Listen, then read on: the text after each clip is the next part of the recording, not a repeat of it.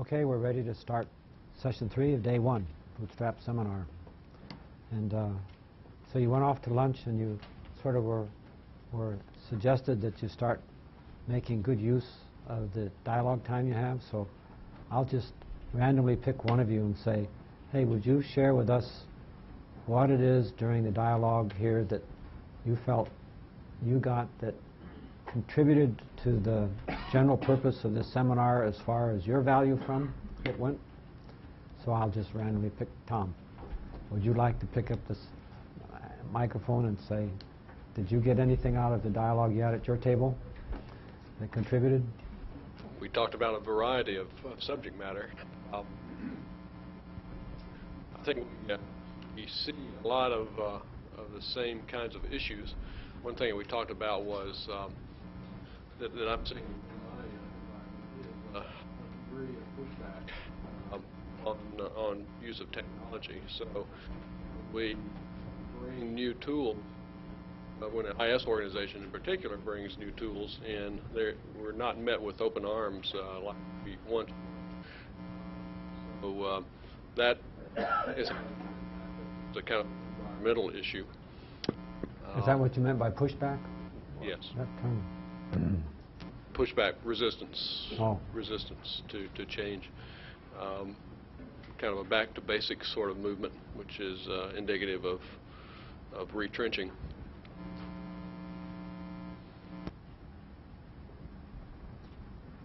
Trying to think of other examples that were meaningful. I think we're all struggling with the scope and scale of collaboration, and how do we do that? What are the management limits? What is the comprehension limits of an individual? And no matter how much availability we make to information, to knowledge, there's only so much that a person can comprehend. And we're seeing some sense of that in as a primitive kind that we have today, and we suffer from overload of trivia, the way some of our more valuable time dealing with the tool. Great.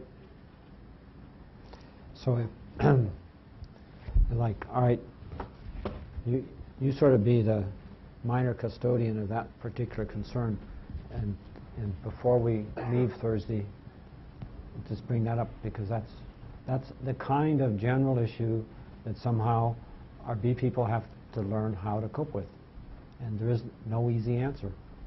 You know, the overload on people. People were pretty feeble creatures actually in there, and it's easy to overload us, and it's easy for the techies or somebody else designing your environment to push you into overload situation. So there's both on that side, and the other side is, hey, there really may be tools and methods and techniques and skills that you could acquire that would boost by 30% your capability to cope with that, and unless you're coached and pushed into that, you wouldn't reach it. So there are all these varieties of things that needed integrating in some kind of integrated, coherent approach to how to do the B work. What I'd like to do now is shift into go to C and start talking about the augmentation theory. I want to point it out in case you didn't notice that there's nothing in your binder from past E. Well, our production system, we were sort of going to make the best binder full yet. And a combination of situations. One is I've been traveling a lot, and especially last week, I suddenly had to take 3 days off to go to Washington and come back, which made the problem worse. And then my 2 production assistants who do so much good work are 2 of my daughters, and they both have little kids. And Christina has a 3-month-old one, so this taxed everybody's situation. So the Engelbart extended family didn't quite make it, but these other sections are supposed to be delivered today, so you can do your homework tonight and be ready for tomorrow. and I hope Christina gets to come around. She's put so much into this. She's been my partner now for 3.5 years about getting this Bootstrap institute started and encouraging, and she and her husband have, done a lot of, they've gone without a lot to help make this happen. So it's great. Anyway, when you get to be a grandpa and have kids that can help you, well, maybe you'll have that much pleasure out of it. All right. Now let's look at C1, and we just review a little bit that the objective of pursuing high performance organization is what we're all driving after here. And we assume that there's a strategy that, there must exist a strategy. It's probably, it doesn't take too much to establish the belief that there, in some ways, there should be a strategy that can optimize the effectiveness of your investment in improvement, and that strategy would be very important to find and pursue. So what we're presenting here is a candidate for that. And so one of the very early things is saying, in all of these elements, all the elements here, the 6 things that go together to make the strategy, the issue of paradigm and paradigm shift is very important. So we spent a lot of time this morning plowing back and forth through paradigm. And that's what we want to be sure of. So now we're going to start with the first item on the actual issue list, and that's called Augmentation System theory, sort of whole system. So it's what I created 30 years ago to sort of give me a framework, conceptual framework that would fit what I thought the pursuit of really advanced organizations were. So and we're going to go through the basic model as in C2, and then prevailing augmentation practices, strategic augmentation, and conclusions in there like that. So let's just start out the outset and say that the term augmentation system is a contrived term. There wasn't any name that fit the need. And so there's a definition in the dictionary about augment, to make greater in size, quantity, strength, to enlarge, but and use it as a, what part of speech does it say you're going to augment something? Is that an adverb? God, isn't that great? Well, anyway. Anyway, so it wasn't a noun. Somebody, when we got pushed in the commercial world, some marketing person renamed the system we had and called it augment, because we've been using the term augmenting human intellect, and later to augment knowledge worker, and then talking about the augmented knowledge workshop as the knowledge working environment that you created, etc.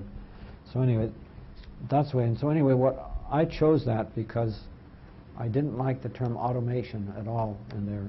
So we'll see in here. So augmenting humans, augmented. And so let's take a look at that. So we start through this progression of these cute little boxes in C4. And this is following graphically the struggle I went through for months and months and came out with this framework. So I'd messed around with it quite a while, and I finally realized, look, what you're really interested in is capabilities. And any capability that humans have is really derived from their basic internal human capabilities. So I build a box like a proper engineer and says, all right, these seem to be the major basic capabilities that the humans are blessed with in order to work with the outside world. That you've got sensory and perceptual machinery, and pardon me if I use machinery, it's just a general sense. There's something going on with all the structure, neurons and everything, and whatever you call it, it's the processes. But it's, so machinery will do for a little while, okay? And you've got a lot of mental machinery going on inside there that you're not too sure about in a lot of cases, and the motor machinery. So that seems to be the basic fundamental things you're equipped with. So you've got those basic machinery and the capability for many things to happen to condition and get skills and knowledge built into that machinery so that you're better and better capable in the world. So I said, okay, what is this? What is it that really produces your enhanced capability, your augment capability? Well, it ends up with those 3 shaded zones in C5. There are obviously a lot of things that you bring in the outside world that your cultures has provided you with, and you grew up with so many of them, and you sort of take them for granted. But all the facilities we have, and you look around, the desks and everything, the video, the clothes we wear, the transportation that got you here, the rules and regulations about transportation that got you here, the sort of conventions for calling a seminar and how you pay for it, and you travel to here and you come and you sit down and you're used to certain cycles, and we have a tremendous amount of cultural and artifacts things that have been added. And those things are all supposedly there to support human pursuit, if we're dealing with it. And for every one combination of those things, there are probably new things you have to learn perceptually and motor and mental. So you say, all right, those are all things that have added, and your culture provides you with a lot of that, teaches you and conditions you and indoctrinates you so that you end up being able to function in this world with all these augmentation means that are handed there. And right now I want to talk about in the lower rectangular box that's all labeled mental. So you see, very unengineering-like, that there is an unconscious part listed in there as well as the tidy little circle that says conscious part. So I knew in 1963, yes, you have unconscious processes. And what I've learned since, and watching and thinking, etc., about the relative impact on your operating in the world of those two factors, I've really come to realize that the unconscious part is tremendously impactful. And I don't mean all the subtle things about that you have to go through dream research, etc., to find out. I mean just a lot of things that you just aren't generally aware of that guide and motivate and set your values and things like that. And the difference between two people, one of who just has a happy, positive outlook, and the other one doesn't, is something churning around in the unconscious part. You know, he's not consciously. If he could turn a switch and be happy, he would. Or be cooperative, or friendly, or willing to listen to another guy's rationale, or accepting of other people's foibles, etc. Those things, all different people have different sort of structures of those which they come about. And if you think about it, I spent a lot of time thinking about that and looking around and marveling. And one of them is, I'm always wondering about what it is that makes you suddenly realize you have to go to the toilet. And that's sort of how an engineer would first start realizing there's an unconscious thing going on, see? And a lot of other things. And I came to realize when I was in the Navy, or even before that, went off to college, that somehow I was the slowest eater in the group. And I just leave way behind. I sat in more empty mess halls finishing my dinner stuff. And so finally I got to thinking about that too. Is how do you decide how many times when you've chewed a mouthful enough to swallow it? See? And I realized that for me it's just, I keep chewing until somehow it's right to swallow. If I don't chew it enough, I'd feel uncomfortable swallowing it. I watch other people, and I'm sure that they only chew about 1/4 to 1/5 as many times as I do. And I wonder what it is in them that's decided how long to chew. Okay? How it's well known in anthropology that if you're talking to somebody, standing up talking to them, that there's a distance at which you're comfortable. In the Mideast, the distance is like this. And in our country, it's like this. So what happens when you get a Mideasterner and our country talking together? They're just walking back and across the room like that. So there are many other things that you don't generally aware of. So it really is an extremely important part to keep that thing in there and realize that's the source of your paradigms too coming about. So much of that is that unconscious part. So you don't have to get into the Freudian side of it all very much like that to begin to realize that the way people will accept change, how good-natured they'll be about it, how flexible and elastic they are about accepting a changed situation is really embedded someplace inside an unconscious process that's going on. And then you says, well, that does it then. We'll categorize these people and never have these people try to elastic. You say, no, Jesus. If you watch the kind of conditioning and bonding that groups have been able to experience out there, like in some of the military situations and all like that, you realize that people can get in situations where the motivation, the experiences they can have can just change them drastically about that. So there's a lot of pragmatic stuff to learn about that. So unconscious stays there, and in my diagrams it's gotten bigger through the years. See? But let's move on and say, all right, so if you took a good part of that augmentation system, something that's effective in each of the three major zones, They call that sort of the human system thing. It's not, even the most primitive of cultures has all this stuff in it. Spoken languages and everything else, that amazing amount of stuff that's depending upon almost, we would look at it and say it's practically nil in the way of technologies that they're depending upon. Some fascinating stories for me to get in that. So you say, all right, that's very important and that's been evolving steadily. And then what we call the progressive or advanced cultures go to C7 and say, look, we've also introduced into this outside world a whole bevy of things based upon facilities, or technologies, generalized term artifacts, I guess you'd call them. So you say, all right, go to C8, and you say, look, the combined of those two things represents all there is that's added to the bare human being to provide them with the capability in which they operate. So that's what augments them. So I say, well, let's generate a name for that. I'll look around and see what discipline out there is really responsible for that whole system. You know, like who's responsible for the architecture of the coordination of the whole house. And I was quite disappointed in the early 60s to find that there didn't seem to be any. And so it's just a very significant lack in the world when it comes to be that whole system is in a situation now where it's being stressed as never before. The value in boosting the capabilities that a newer, improved augmentation system could provide is extremely high. The dangers of not improving it are extremely high. So the value is tremendous, and from where are going to come the architects that know about that whole system? Well, let's step on then to the next page in C9. And you sort of say, well, let's just take an example, sort of say a transportation system, and we can just put in some representative examples of what would be in the two sides. And now here's a case for paradigm shift.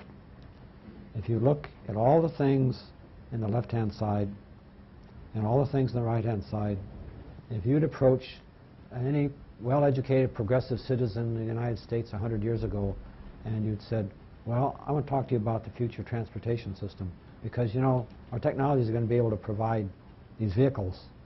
And, well, you would have gotten an extremely different picture of what would be appropriate and what you could expect from the citizens of the United States to be able to obey and operate within a human system and operate vehicles. See, I'm sure no one would have thought you could have people traveling at 65 or more miles an hour down a big freeway, turning off a cloverleaf and merging that. And another thing about skills, no one would have said you can bet your life on a little piece of glass that's a rearview mirror that you're going to shift lanes and you probably flick some blinker or something, but you look into there and bet your life on what you interpret from things in an inverse image, all of your big, you know, 1.5 tons to more things hurtling down the highway, and you just calmly do that time after time from what you see in that. So how much perceptual training did it take in order for you to look in that reverse image and gauge that? So you don't ever think about it.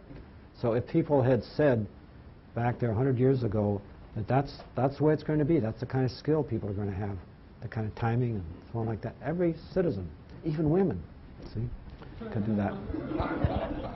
And yeah, well, when you get to be a real old grandpa, you know, you'll find these things that you remember as a kid, which now sounds silly, but I remember as a kid where the little kids used to argue about whether or not their mothers were ever going to be able to drive and so like that. So it wasn't in a sense they respected their mothers, but you know, they're just women. So anyway, there've been a lot of changes, including appreciation of what women can do. Paradigm shift. Right. Very much, see. And so anyway, the shift in the human system, let's just move on a little bit. So another one for knowledge work down in C10. So a lot of things are going to come up in here, new roles and everything else as you really get shifting. So what I want to do is get a more general sense now, move to C11 and said, we want to talk about the human-derived capability, the kind you can harness in pursuing problems and projects and stuff like that.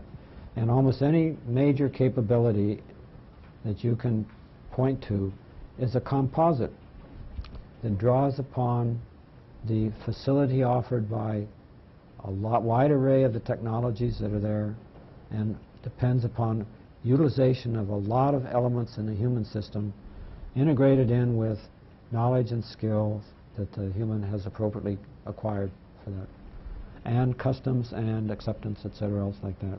So it's a very composite thing. So it didn't take long to look at that and say, well, we better get a little bit more, break that down a little bit. So in C12, we said, all right, and C12 is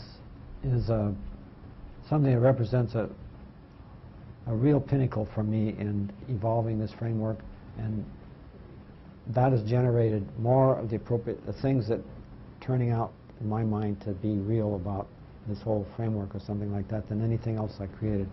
Looking in that, and I can look at that and generate hours of stories and telling you about, which we don't have time for. But it would be fun sometime to go in there. Because you look at there and say, the general thing of if you dealing with human capabilities, and I decided, you could have talked about processes in there, or something of that sort, but it was capabilities that came to the fore for me very soon as the way to conceive and manage that. So you say, look, it's nowadays of programming and stuff, it's very easy to look at that and say, capabilities come in levels. And almost any major capability depends on a lot of subordinate capabilities that it integrates in with it. And it really is a multi-level infrastructure of capabilities that we're talking about. And that you have to look at that whole thing. It's very hard to make any major change without impacting the whole infrastructure. And so the thing I was looking at is saying, then in the 50s, late 50s, I'd had a chance to propose and do a project that was studying on what's the potential and limits of the miniaturization of digital componentry to make computers.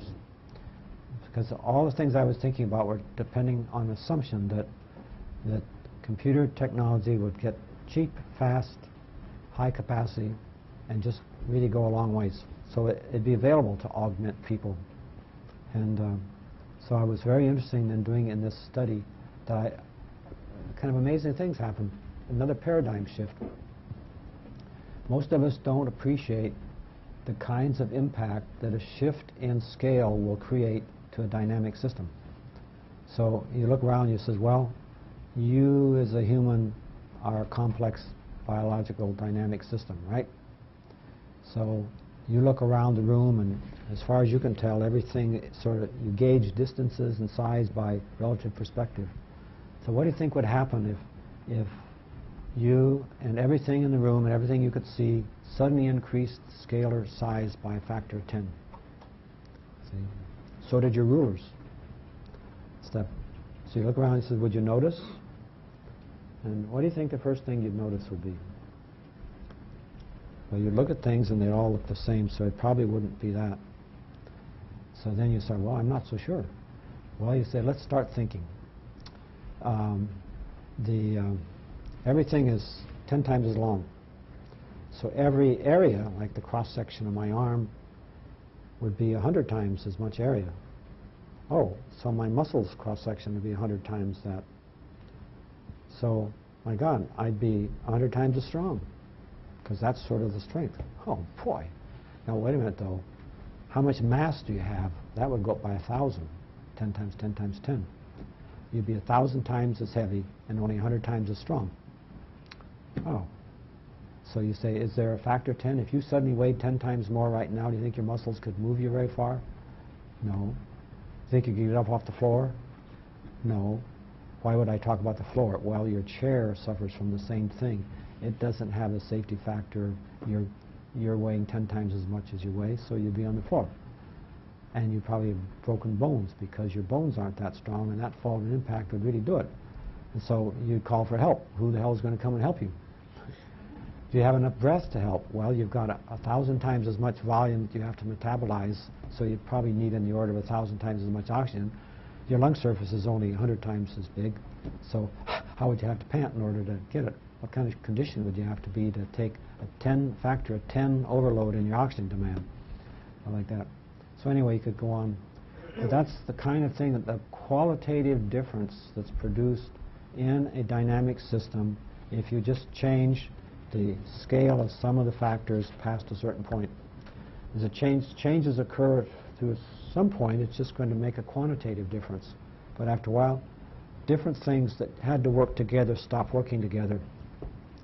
Same as in devices and components. So happily, the prognosis was that we're going to find different phenomena to harness at every scale as you go down. And there's probably, the limit is down into the atomic or molecular sizes. And there's a discipline that's known as nanotechnology today that's very earnestly being pursued. And I'm sure, intuitively positive, that it's going to be evolved. So you can find cubes that sort of, if you want to have your memory that way, can store like 10 to the 20th bytes or something in the cube. Tremendous capacities, tremendous computational speed, and low energy required for that. So it's just inevitable within 50 years. You'd never believe what you do now. So you look at things like that, and it says, gosh almighty, how long does it take to change our organizations and our societies and something like that? The time constants of those changes are so much longer than the technology that's going to arrive. And look at the impact. Here you've got an organism, the human system and tool system side.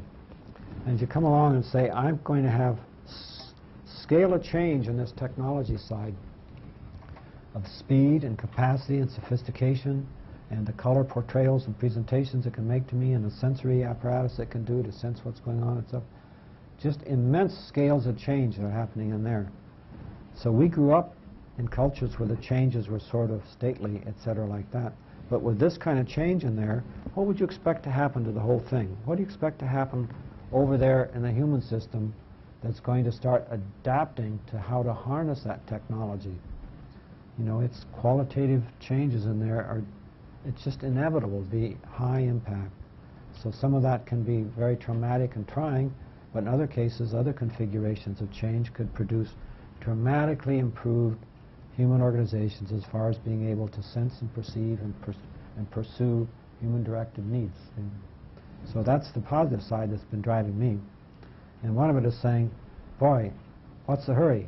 Well, the hurry, I feel, is that if we don't get going very rapidly on harnessing that technology so that we're a lot more capable of handling complexity, a lot of the bad sides and the swamps in that technology are likely to just swamp us. So it's very, very important that we really concentrate on that. So that's been the driving force through all kinds of depressing times, etc., like that. Keep me going. I'm looking at it and said, my God, tremendous potential. And until I get a bunch of other people in the world believing that, I can't quit. Because it might be a couple of years or how long before somebody else picks up and gets it going. And every year sooner could make a huge difference. So now I've let you in on the secret of what my compulsions have been. But I really believe in all that. So other parts of this model, like looking in here to say, where should I expect changes? And as far as I'm really interested in the knowledge work capabilities of that, then I was drawn to the language part of that, which I've concluded privately, etc., is language. You know, human language is one of the single biggest, most important packages of invention that I think we ever found. Just, it's amazing. And I'm watching grandchildren struggle through just their perception of what's going on, of objects, their accumulation of a language, and it's really absolutely fascinating. So, yeah. This is I'm sure, a naive question, but since it's the human system which produces the tool system, why is it the tool system that's evolving faster than the human system? It's a paradigm issue. Sounds like a paradox to me. Yeah.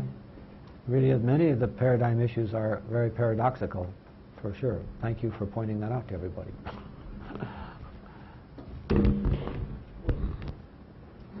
Each individual human system has to evolve as it develops as an entity, and our tool makers are oftentimes operating on behalf of us. So we can have people who are able to invent tools and still have many people who do not know how to use them effectively. Battle of the microphones here. Yeah, but isn't it ultimately the human organizations which select out which tools survive? Yes, and why did it? What guides their selection?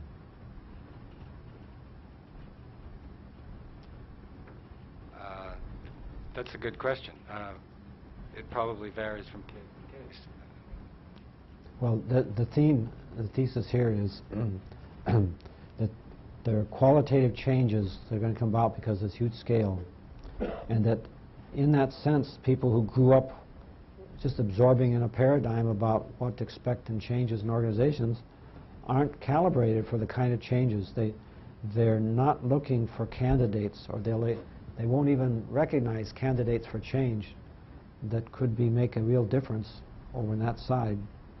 And especially when we get skewed as a technology organization, and especially when the kind of economic drive that in the marketplaces today to bring out products that are there to sell, the dominating thing behind the product development and marketing is not how to maximize your organization, it's how to maximize their market share and profit. And until there's anyway, that's something we get into later. So that's the paradox of being all kinds of technology being dumped on us that are whatever perception that technology people have of the need. And this is a big part about my saying that the user organizations can't go on accepting that as the way they get their products. That they have to get active about setting the guidelines. George? I had a question about the rate, or the time scale, if you wanted to look at it that way, of change.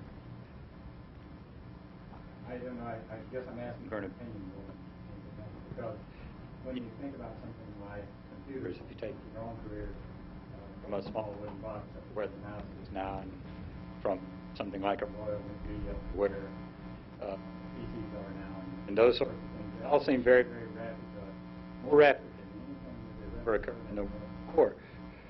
But just an example, Parsons' first turbine sat on his table, and you lived to see 50 megawatts, which is a growth of roughly 1,001, something like that. So I wonder if we don't, that is, we being everybody at his place in time, doesn't simply exaggerate the slope. I mean, I'm not sure that the slope's any greater now than it ever was. If you look at when I mentioned scale and pervasiveness, both, and that this kind of technology is invading the capability level in all throughout our hierarchies and such like that, like nothing else before, and such. So it really is qualitatively different. But I accept what you say is we've had spurts, and the pervasiveness is certainly true. Yeah, and the sort of, since we point out the sort of communications and knowledge development, knowledge work part of our society has gotten to be so important that the impact in that area is doubly important. But anyway, my hypothesis is there's a great deal to gain, a great deal more capability gain that's potentially going to come from in here than people appreciate, and just saying, well, if you can set some kind of probability factor of how much gain do you think there possibly or probably is, then how much should society invest in going after learning it? If they think that there's really rich ore there, and there's probably a very rich ore there that's extractable, well then a prudent society would go explore that. So that's the bootstrapping way is saying you don't have to commit to the end, but find a good way to explore and go after it. So anyway, so the language part of that, from it stemmed a lot of also of generation with me. It was saying if there are going to be a lot of qualitative changes on the left side, that's sort of like new vectors along which we would start improving. So it seemed to be prudent or judicious or something to try to get a couple of those vectors started and then evolve along them. And so I focused on language and what would a computer do for that? Well, it's when you start externalizing your concepts via language and the written language that we could start doing something about that. And so you say, all right, what kind of, I didn't call paradigm shift, but what kind of new vector or something there? Well, when we externalize on paper, we make a fairly primitive map of what really the structural concepts that are in our mind and the relationships on paper. We've gotten used to it, and that's what we call a document. We've packaged our conceptual package, and we pass it around, and we manipulate it. And so, yes, we can just automate that process, the word processor and the desktop publishing, and that'll be, sure, neat. But boy, look what we're missing. The possibility that you find a way to structure and organize in the computer so it's actually a much more complete and useful map of what's in your mind in the computer, in the structure and interrelationship between the nodes and kernels that are concepts, they're representing concepts. So why not think of that? Oh, well, easy to make list structures and so on. So all right, let's do that. And then there are other things you can do that about structures, about addressability, so you can find your way around, giving them identities of various kinds, and talking about pathways to find things and access, and then talking about the fact that you can look at that in many different ways. Sort of the page way is one way, but how many other ways can you look at? Well, you know, nowadays the computer-aided design takes it for granted that you you build the computer, the model inside the computer of what the design is, and the CAD system can help you look at all kinds of views to help you comprehend what you've got. And in any of those views, you assumedly can reach in and affect the design that makes a consistent change in the whole. So why the hell don't we do that with what we do as our knowledge dump we've been calling documents? Okay, that's what we did. We decided to build viewing, moving around by jumping to places. So we talk about, if I want to describe something to you and you'll move conceptually in your mind to go with it. So I say, well, I want to talk about your car. Well, you probably get some kind of rough visual image. You can talk about your car. It says, well, what I really want to talk about is your instrument panel. Oh, then pop. You don't somehow scroll over to that. You sort of pop right to the instrument panel. Well, I want to talk about your fuel gauge. Pop again. See, is it digital or analog? Oh, boom. You know, you get analog. But really what happened is if I said, I want to talk to you about the fuel gauge in your car, you would just take one jump down to that. And so I make this analogy like saying, in the document systems of today, what do they have you do? It's load car, scroll to instrument panel, scroll to thing. You don't do that way. So how do you want to jump? Well, you'd like to have hyperlinks so you could have a link pointing to it, but hell, you do a lot of things without having a link. You can, why can't I have a way for addressing that particular conceptual part of it in some direct way? So I just go there. Of course, I'd like to be able to have links that do that too, but the adding for the human the capability of moving around and addressing was very important. So all of that came out of looking at this point with the language. A lot more came out of it about collaborative communities, about the architectures that organizations are going to really need in the end like this. So this thing generated a lot of things, and it's held up extremely well through all the years. And even now, I was at a meeting, Bonnie and I both were 2 weeks ago, and some guy gave a talk about in planning, and the modern way of planning is that you look for what are the core competencies your organization needs, and then look at the competency infrastructure under that and how to support those core competencies. Well, that's exactly what this is saying right there. It's saying like, hey, if we can really radically impact many levels simultaneously in this, that's going to make a big quantitative change. So then, through C13 through 15 are some talks about the issues of needs and possibilities, which, as I'm sort of getting pressed for time, it's just in general sense, if some capability down in the infrastructure is suddenly improved, then that means that other capabilities that can integrate that, have a chance for modifying themselves to take advantage of and improve themselves. Well, as likely as not, like in 16, the capability that's heavy lined up here that sees that possibility says, oh, I could change that if, and it says if there's a need now for some lower level improvement. As an example, it's sort of like if the copy shop starts getting a new copier so it can do things a lot faster and better for you, and you look up here and says, gee, look what I could do for my weekly reports now. Oops, but you know, I need twice daily mail. So you go down in the mail system. Says, oh, well, then they fix that, so you can do along. All right, in the next picture, the twice daily mail provided some new possibility for somebody else. And so the kind of organic evolution of that. And I realized, hey, in a big organization, that organic reverberation isn't going to be done within the constraints of any one given line structure organization. It's going to have stakeholders throughout the organization involved in different of those stages of change that essentially represent communities. So it'd be very handy if you want to augment the change process to be able to augment distributed communities of stakeholders. So that's what really got me into not so much as just focusing on line operation augmenting group work, but in the sort of community.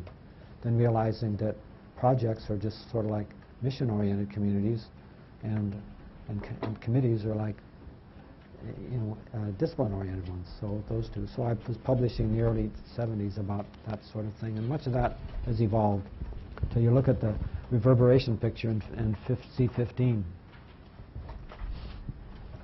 So anyway, what this really comes about to down here is this organic process of 16 says it, and 17, the big highlight stuff is that it's the coevolution between the human system and the tool system that is the only effective way in which all that's going to happen. And that if you wait till one side does something and the other side accommodates after a given time and back and forth slowly, that's the way the evolution is done through all the generations. If you're in more of a hurry, you have to get an actually guided, focused, pragmatically intentioned coevolution process going. And you're not going to do that with the kind of loose coupling between today's vendors and today's big organizations. And it's going to have to change the IS department a lot in order to do that coevolution effectively too, because there has to be something. So the organizations that support the IS department have to start getting something in parallel to make a real balanced coevolution possible. So all this is a very important base of the bootstrapping theory, is how you do that. So moving on, what are the prevailing augmentation practices, if you look like? Well, for one, in C19, there's no name in the English language for the whole system augmentation or for the human systems part of it. So you say, all right, so I go along through the years talking about augmentation system and human system, and it's getting some reflection, or at least there seem to be similar things growing on the outside, but what kind of a community can get going, or how do you get people to answer well, it's a rhetorical question. What would you name that whole system? Or is it important to name? Because if you don't name it, how can you put somebody responsible for it? So anyway, so you sort of see what this particular augmentation framework comes down to a paradigm issue again. Looking at it like this is different from the way that it conventionally is looked at about organizational change, about the relative importance of things. So if it says, all right, this may fall down, but this augmentation framework is one important corner piece of this whole strategy. And out of that comes things like saying, well, we already know that augmentation in our culture, we've already said, as in C20, that they're a very important relationship between them. And yes. So in C21 and C22, we say prevailing paradigm places disproportionate focus on tool systems. So it sort of shadows out the awareness of the potential changes on the other side. You do have organizational development people that really are seriously working at changes and such, but what do they have integrating into theirs of the sense of what kind of systemic improvements could be made on the right-hand side? And the guys that just on the right-hand side, what kind of systemic changes on the left-hand side? And also, There are a lot of improvement possibilities throughout the system that sort of go unexamined because no one's looking at the whole infrastructure in a sense. So there actually is danger. C23, prevailing practices could cripple our organizational augmentation system. That if we don't get whole system and co-evolving about it, we can just get skewed things that actually do crippling instead of facilitating and the backing up problems. So isolated changes, expecting other elements to adapt on their own. Paradigm blank spots. Vendor-driven marketplace skews the selection of needs and possibilities. Computer revolution bombarding our organizations with point solution technology and lots of hustling. Methods based on obsolete technologies or technologies based on obsolete methods. See, both of those happen when it's not co-evolution that's being done. Tools that aren't harnessed for lack of well-developed methods. Tactically driven approaches, not strategically. Sort of like playing chess, whether you gauge your playing by did I take a man? Wow, I just got a pawn. Oh boy, walking into a trap. So anyway, so the result of current trends is in 24. So we said, all right, augmentation systems which are increasingly unbalanced, unintegrated, incoherent, fragmented, minimally applicable, minimally transferable. Looks pretty grim, huh? So I think enough of all that. We move on to saying strategic augmentation in 25 and 26, saying, well, we can't just speed up today's improvement practices. Why not? Well, some of them are implicitly based upon time constants that aren't that changeable. It's like, oh, well, we get the kids coming out of college and they've got new techniques, and when they get here, they'll help us. You say, yeah, well, how many years do they have to be around before you assume they've assimilated enough about your organization so you trust them that you'll buy their ideas? Well, 5, 10 years. Yeah, that's right. All right. So there's roughly a 5 or 10 year time constant in there. Can we wait for that? No. So some of these, can we wait for the slow publication systems that they have now that consultants and professors and business administration, et cetera, will be publishing some of their findings about how your organizations work, et cetera. So how long does it take for them to grind out a book and it can be read and come in and impact? So there's a cycle time there that's overly long. And also, another scalable thing is how big a grasp on what's going on in dynamics can those lone authors produce? See. Well, that integration starts when they start reading each other's papers, et cetera, before that gets integrated. How long is that cycle time? So you're realizing that, well, those are God-given cycle times.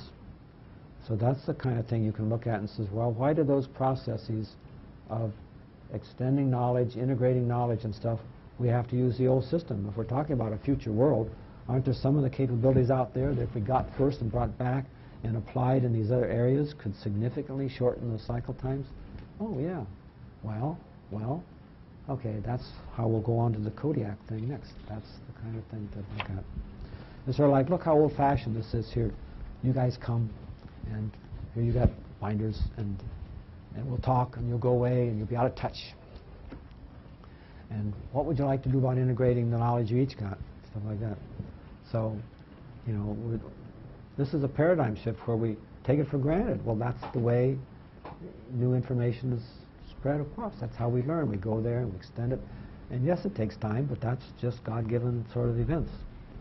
So why accept that paradigm if many others have to change and say, well, there'd be a paradigm that might be worth trying to change. Okay. So anyway, we talked about C27 as slow.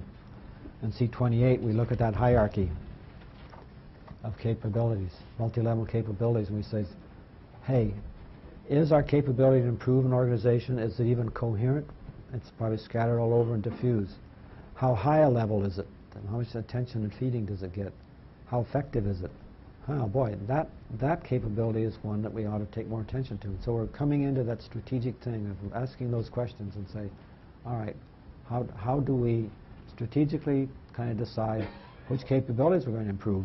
boy, there's a great candidate highlighted in C28, right? Right. So this sort of leads us to this new paradigm on a new paradigm, see? So we say accelerating whole system augmentation require new strategic criteria for investing in improved capabilities and for deploying newly emergent capabilities. Notice the both of them are in there. What capabilities you're going to invest in improving, and sort of how much investment, and any of those improvements generally takes time to emerge and it's not widespread. So you get clusters of new capabilities, stages. And a really important thing is how do you deploy those newly gained limited scope size capabilities. Boy, so that took lots of years of thinking through them, but those things get factored into the strategy then. New recognition and prominence of capability improvement roles and career paths. All right. What kind of a career path do you think it is if you choose to be specialty in C or B? Tell us, Bonnie. Tell us, Margaret. It's the kind of thing. It's a very good career path in today's paradigm that staff is bad. Yeah. So you just sort of say, well, that's the kind of paradigm. If that doesn't change in organizations, you're not going to get good people unless they're a little bit odd about what they pick for life's goals. And then you worry about them being, you turn them loose with your changes if they're that odd. And so anyway, that's very important. So how do you bring that into more acceptance? Well, a lot of these things that I mentioned, the deployment thing and all that, come back to kind of the C community thing, saying, boy, there are issues like getting that to be taken seriously.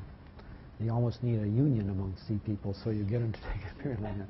But whether you do it by unionistic techniques or just by pooling the knowledge about it, the ways in which you have to start conditioning these guys upstairs to realize that their evolutionary process could be, after you've taken care of this next month's or this next quarter's bottom line adequately, what could be next most important? See? So he says, all right, anyway, this is strategy. And so the more explicit coevolution between R&D and end use, so special pilots are going to be needed. So the emergence of explicitly planned pilot implementations of new augmentation systems. And when I say augmentation system, don't jump to say he means a technology system. In the end, the expense into a new augmentation system is probably going to be very heavily weighted in the side of the human system cost of getting there. And that's not appreciated enough. The technology, the way I bring it out is it's an important new lever because it can, like building a scaffold quickly that you can do the rest of it a lot with. But it's 20%, 15%, 10% in the net cost because there's a lot of change needs to go on. Okay, so new modes of collaboration in information system marketplace. That means more collaboration among the major players in the marketplace. See, so among communities of improvement professionals, see, and among them. So this is part of this strategy comes around is that really there has to be a much closer common interaction, collaboration, if you will, between the major players in this, which means really comes around, you point the finger at the user organizations and say, you can't complain about those other guys if you don't get with it proactively and start setting your own guidelines. Who's supposed to explore that frontier? Are the vendors supposed to do that? Well, you ask their stockholders, and they said, no, we've got them there to make a profit and fight for market share. Oh, that's a hell of a way to explore a frontier. That's right, but that's today's market. Well, who's responsible? You're going to try to make the manufacturers feel guilty? That doesn't seem right. And really, the guilty ones, the user organizations, got to get proactive because they've got to learn about that and start guidelining where do they want to go, etc. And then you say, well, then there ought to be a lot of collaboration. If they sort of like, they're responsible for the human system in a way, and the other guy's responsible for tool systems, they have to co-evolve. So it has to be a closer, smarter way to move to in a coevolutionary way to the future than the current marketplace, the way it is between users and systems and so there's a lot of stuff evolved out of this particular framework, and that's a big eye to me. And I really felt, you know, the research world thought I was way off beam in the mid-'70s. The business world thought I was way off beam in the mid-'70s. The university world told me that in the '50s. So where do you go? See, it was like saying, hey, look, I keep saying that as the years have gone by, the sort of deductions based upon this augmentation system model just seem more and more and more accurate. And so it's like saying, I put up the flag 2 years ago, like make a Bootstrap Institute, like raising a flag and saying, hey people, you know, this looks like a very important new strategic approach, and it's going to take some consensus developing and people active. So who wants to gather around and start taking this seriously and building a forum for real discussion and developing all this? So that's what we're up to, see. So you didn't realize that you were coming to stand around and look at this flag waving here and say, what for? Well, anyway, that's what it is, because I feel secure enough about the potential value of that not to worry that I'm wasting 3 days of your time in whether or not you go home changed much by this, because I'm really convinced that it's very, very important.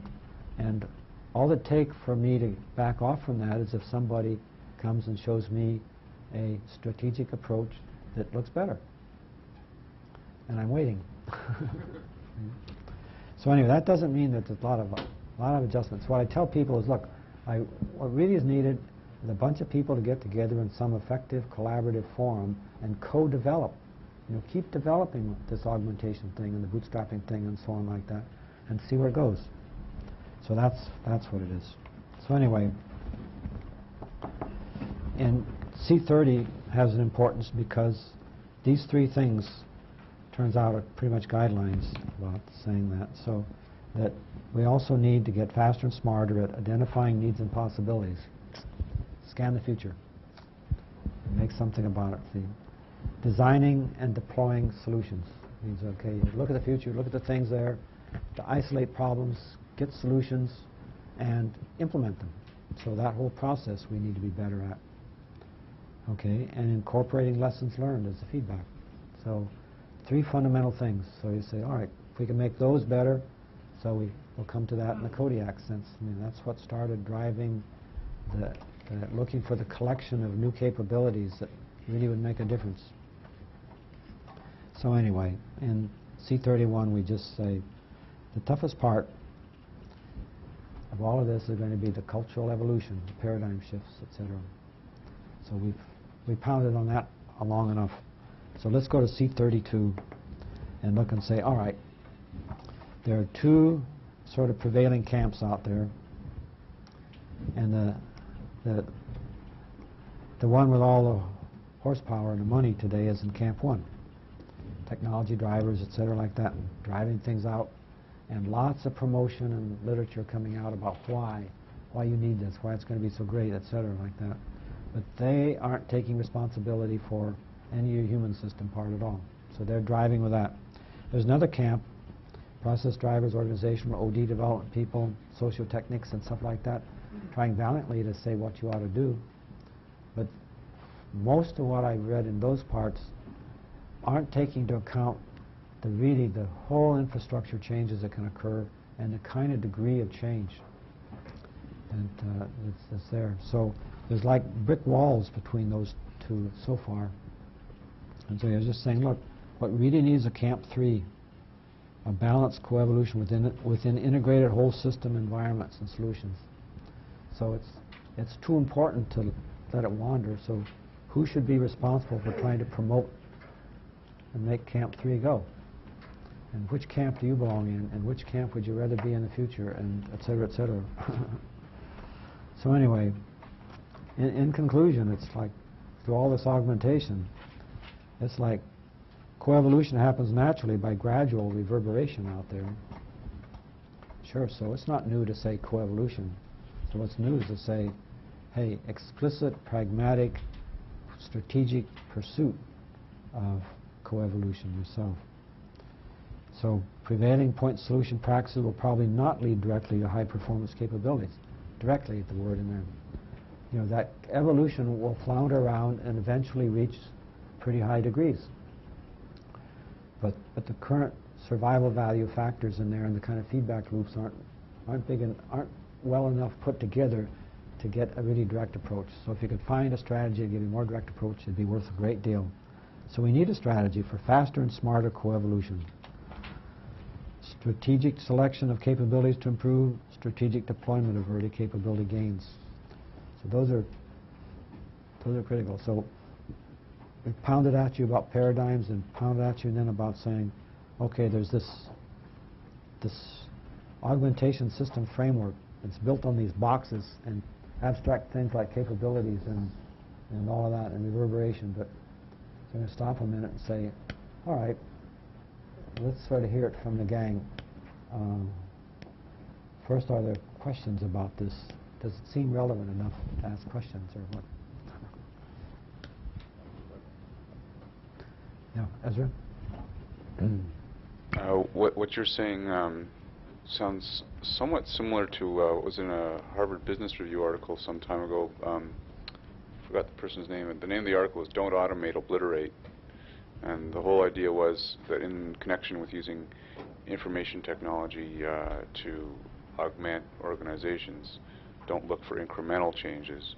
Look to make completely different changes.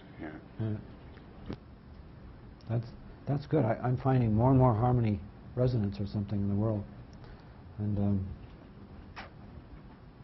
so I'd like to find people who says, oh, hey, we've gotten this whole group of people, a whole community, we've been working this overall strategy and we've really got all this going, and I look at that and say, boy, I can sit down now. So that's what I'm waiting for. So do we have to make our own, or is it going to evolve anyway?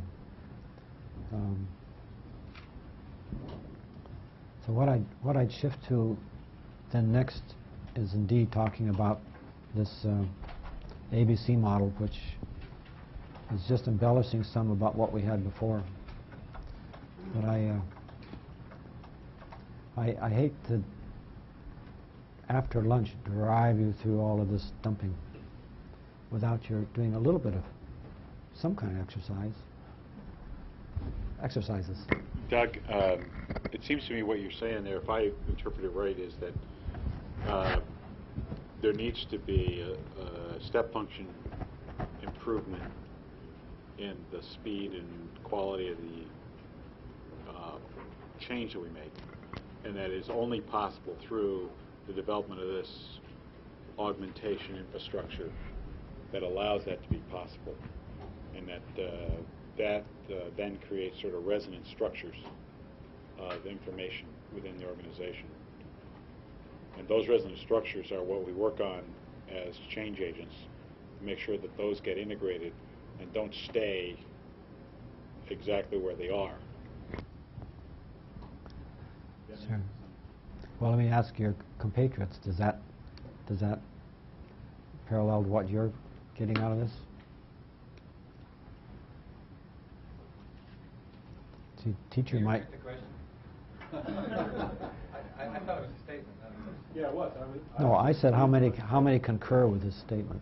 His summary of what I've been saying. Isn't that right? Yes. Does anybody want to extend that? Modify it? Well, there is the view that one does not change an organization. You can only join what is changing and look for those leverage points which may help direct the momentum that it's going to. I think at one level, you're talking about this is happening anyway. The question is, do we need to get involved before you get to the point where you're getting the reverberations? As change agents, we probably need to step back and also look at what the leverage points are even before that in helping people reconceptualize the relationship between the tool and the human systems and the organizational systems. Otherwise, we're just helping to install the tail end of the process rather than perhaps helping to spur the acceleration of the earlier process.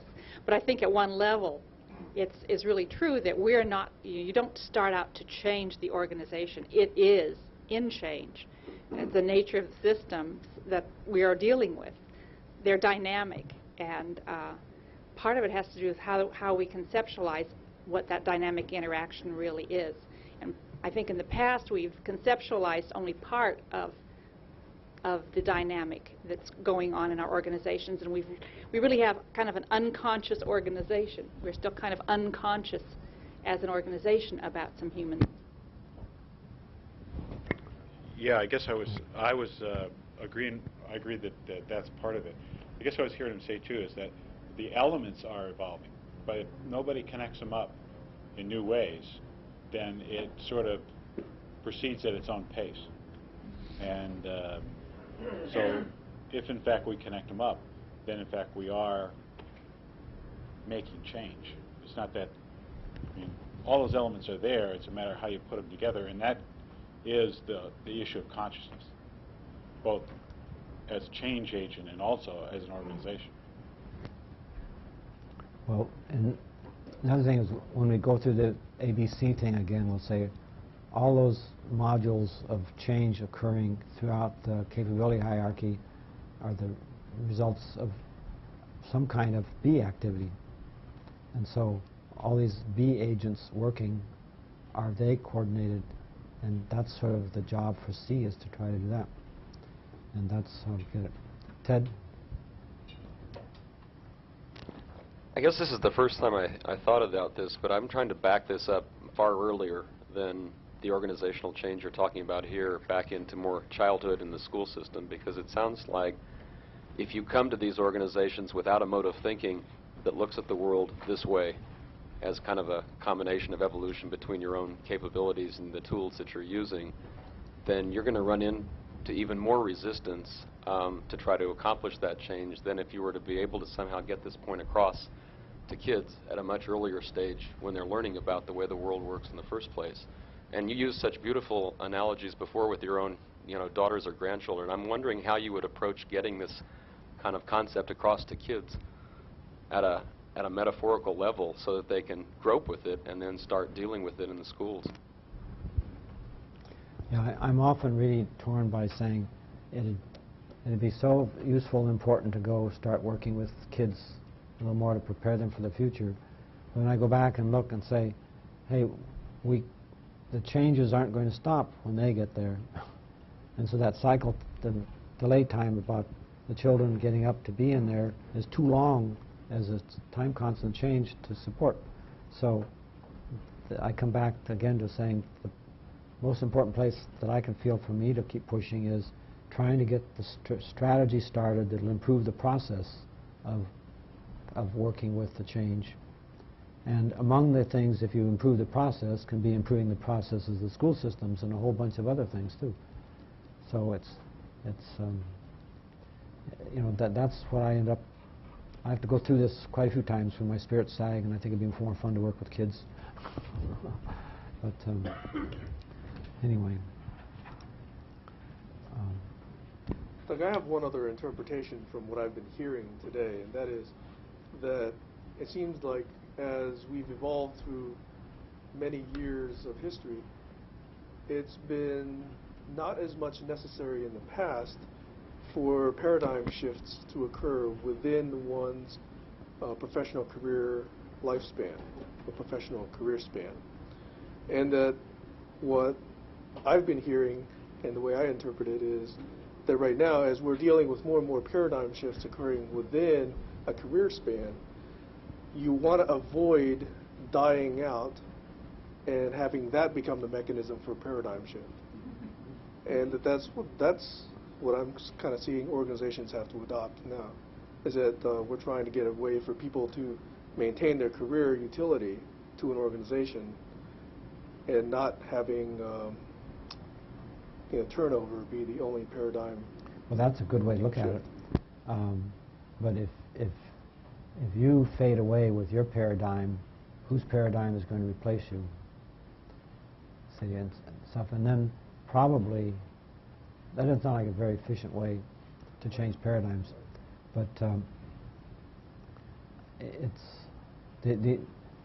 anyway, we've agreed that saying finding ways to help cultivate appropriate paradigm shifts is very important. And one of the most important ones is the paradigm that views paradigm shift. Excuse me. But that's important. That's kind of the bootstrapping thing to get to. So we say yes.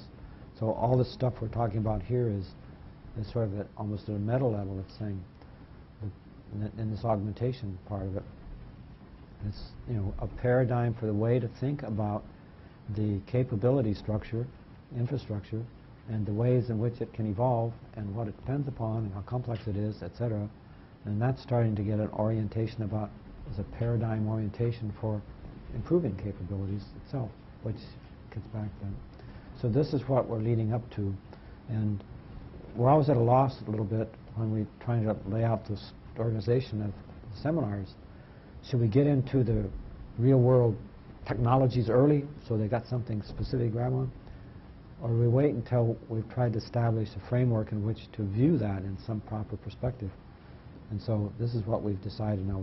Look, paradigms, augmentation system, we'll get into the Kodiak next, ABCs and Kodiak, and then tomorrow we'll start saying, all right, within that structure, how would you start supporting the Kodiak with the thing in mind for where it's going to go and what you're going to do with it and within this strategy. And that a number of the things just as today when I started showing you a little bit about the human interface system here, that there are different paradigm slices throughout this system that it's pretty hard to deny their potential, and they don't have to be in conflict with the world's future system, because the systems that survive to meet the world are going to have to meet a set of requirements we'll outline and probably won't argue with. And in their evolution of that, they're going through a lot of change. And these things can be part that can be integrated into that. So that's why I feel it's important to get through this. But without putting you sound asleep. So in 15 minutes you get a break. So just stay awake for you get through ABC. You get a reward. All right, so if we look at D1 and we see in this whole set of things, we start out saying pursuing high performance, and then we went through and focused on the paradigm shift, and then we said one at a time we're going through this. So we've just been through this whole system augmentation.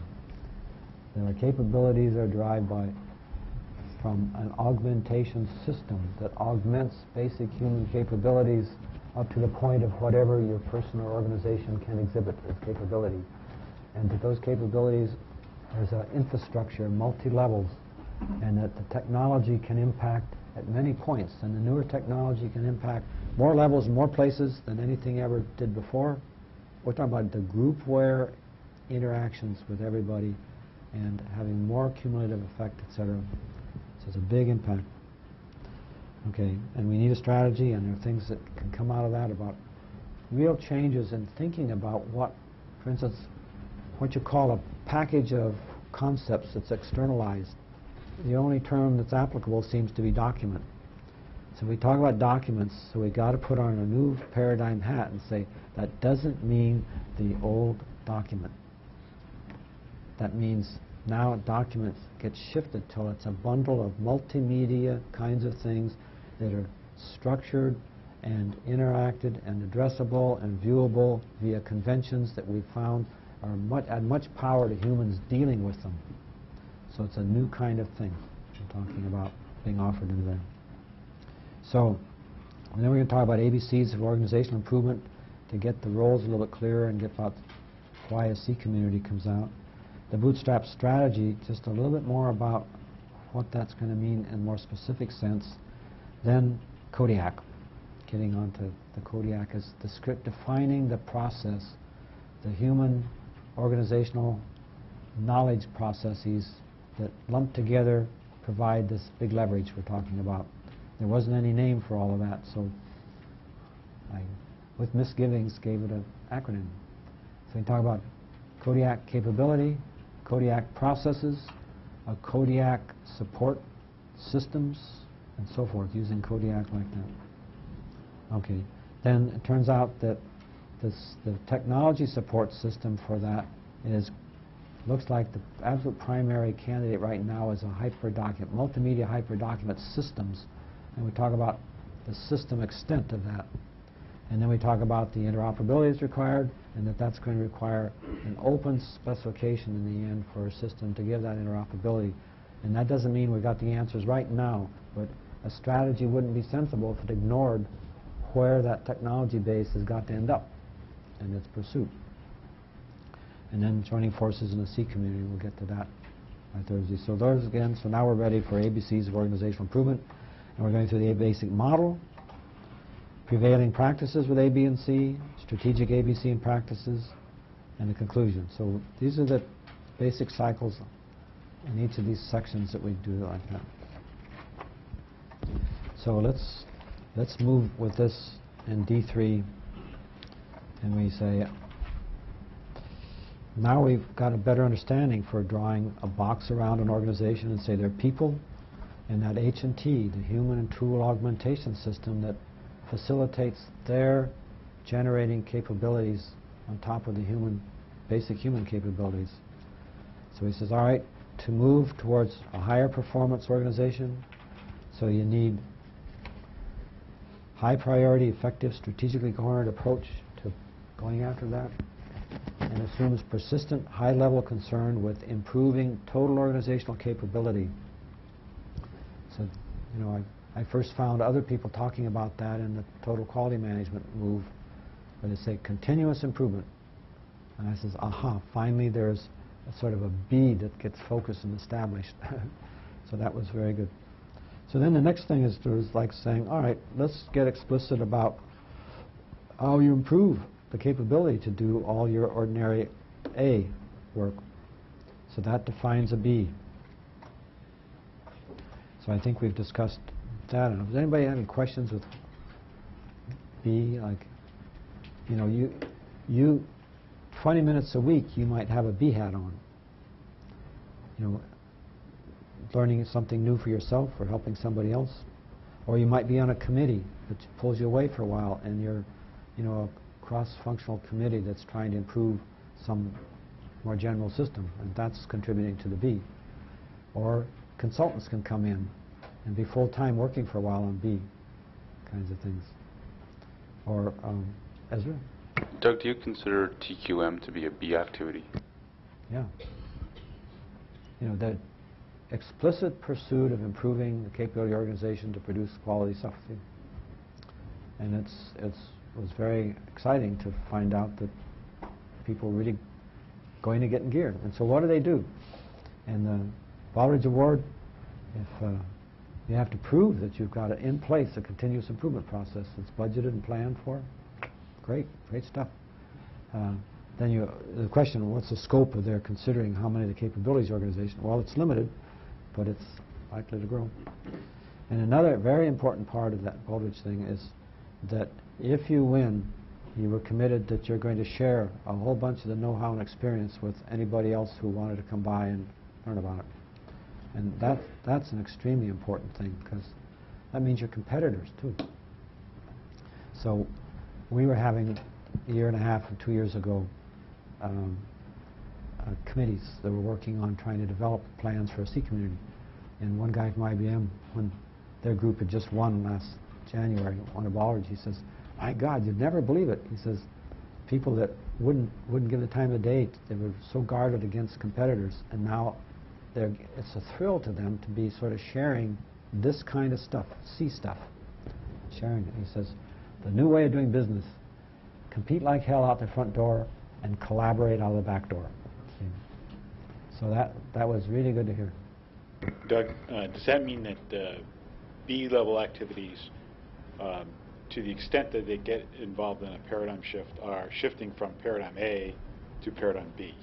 No, there are better and there are worse paradigms for the organization to have operative as far as change goes. But no matter what their paradigm, if somebody is doing some improvement work, they're a B. That's a B activity.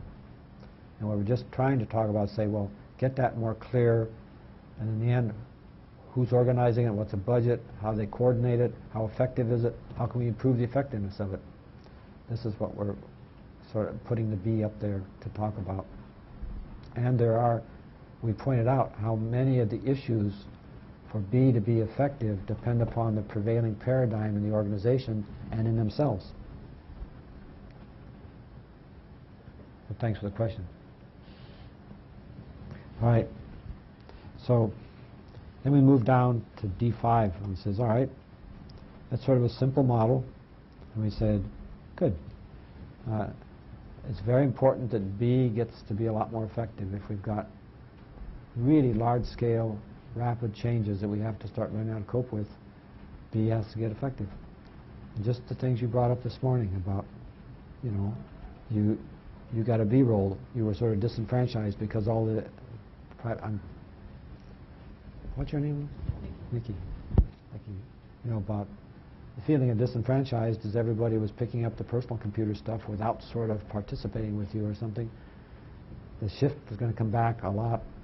Then you'll find real needs for support and guidance, because you're going to run into cultural issues and all kinds of things that really aren't your job description to do that. So that's like, so as you're sitting there getting the B hat thrust on you more and more, this is, boy, I need some C that can help provide me the information and coaching and tools and methods and everything else to do my job better.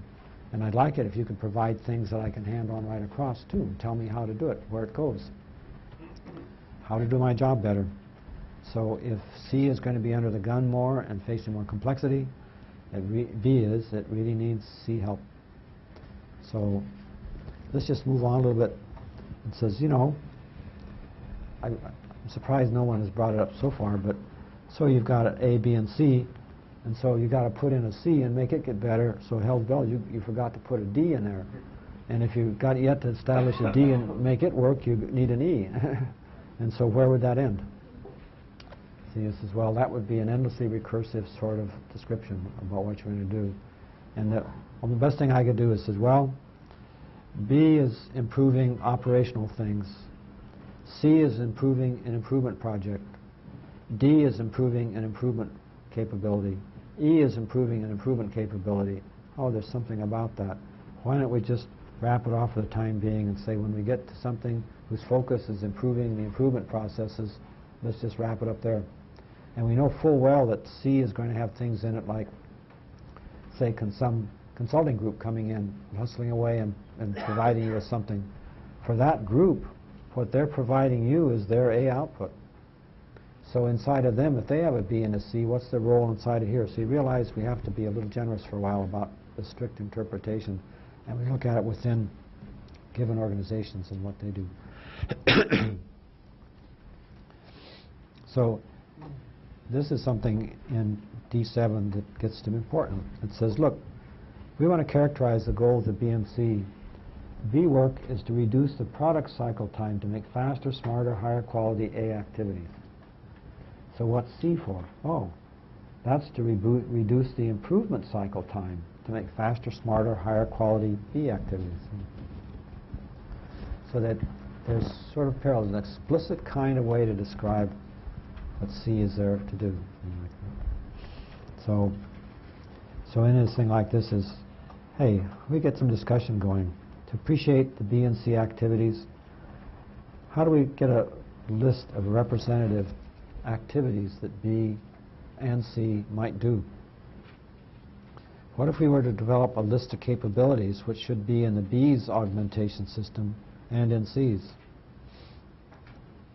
So that's the kind of thing that by Thursday afternoon I want you guys to roll up your sleeves and be involved with, is saying, hey, you know, if it was up to us to design the approach to here, what would we do? What would we put as the job descriptions? What kinds of B things do we see out there going on now? what are the kind of candidate B projects, that means improvement projects in A, are we familiar with, that we think are important, that everybody's doing, and you better find ways to improve that? Okay, then put on a C hat and say, what can we do to help those Bs? So I want to do that. And in the process, I also want to find some people that won't mind playing a role of saying, hey, I'm a high-level executive in the A world, or in the whole organization, and somehow that C needs some real executive attention. And so all these great proposals you're doing have to be bought off by somebody who's responsible in the overall budgetary thing. And if it's getting more and more important, it needs a high-level guy. So we say, all right, let's try to have some people with a hat on, you could call it the executive C, to say what they'd be doing.